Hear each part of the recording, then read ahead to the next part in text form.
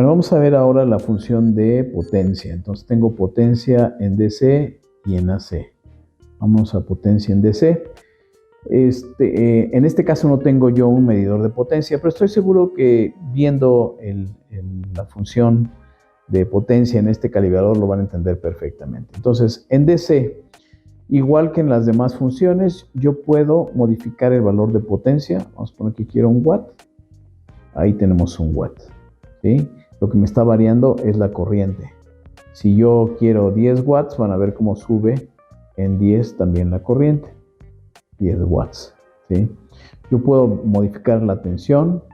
Le puedo poner 50 volts, por ejemplo.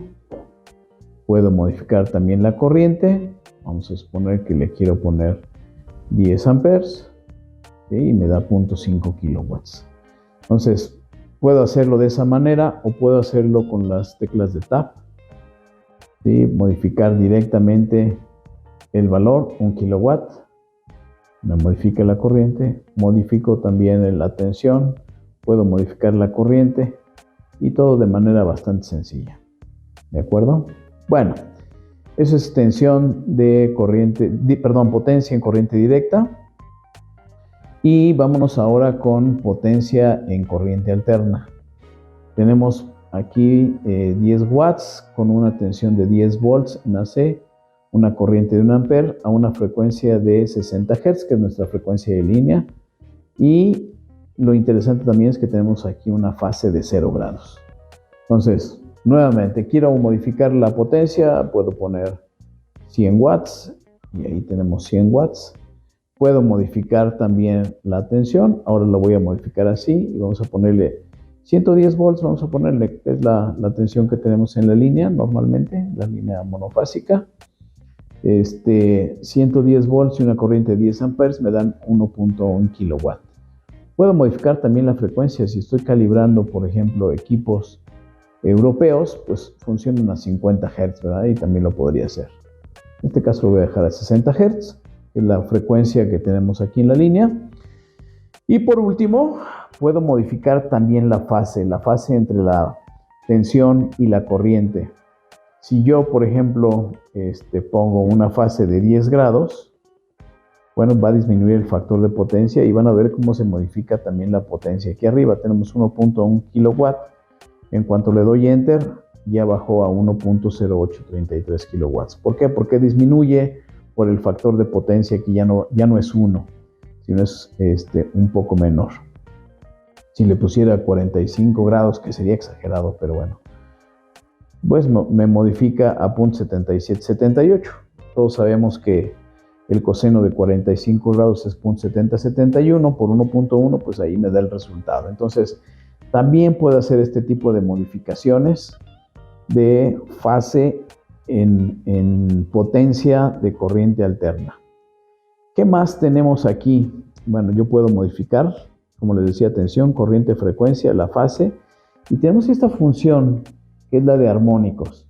Es la misma función que vimos en tensión de corriente alterna. Si quieren conocer un poquito más de los armónicos, se pueden referir a esa función. De todas maneras, aquí se las platico rápidamente. Entonces, yo puedo tener armónicos en tensión y puedo tener armónicos en corriente.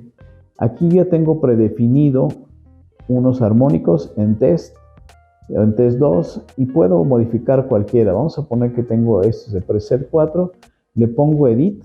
La fundamental naturalmente está en el 100%. Y yo me puedo bajar y ponerle que aquí tengo un armónico de 10% y vamos a suponer que aquí tengo un armónico del 2%, ¿de acuerdo? Entonces, de esa manera puedo hacerlo. Me salgo y ahí tengo modificado este armónico. Lo mismo podría hacer con este. Puedo utilizar este mismo o puedo utilizar algún otro. Los armónicos no tienen que ser los mismos en tensión y en corriente. Y de esa manera yo puedo también calibrar potencia con armónicos. ¿Qué más tenemos aquí? Bueno, pues tenemos también energía.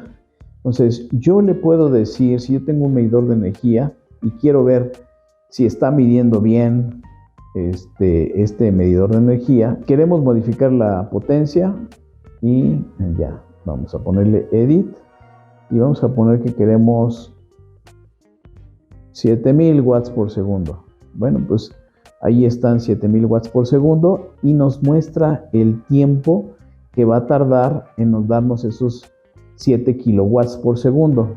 Puedo modificar también las unidades a watts por hora, que bueno, eso es muy poquito, ¿no? 1.94 watts por hora.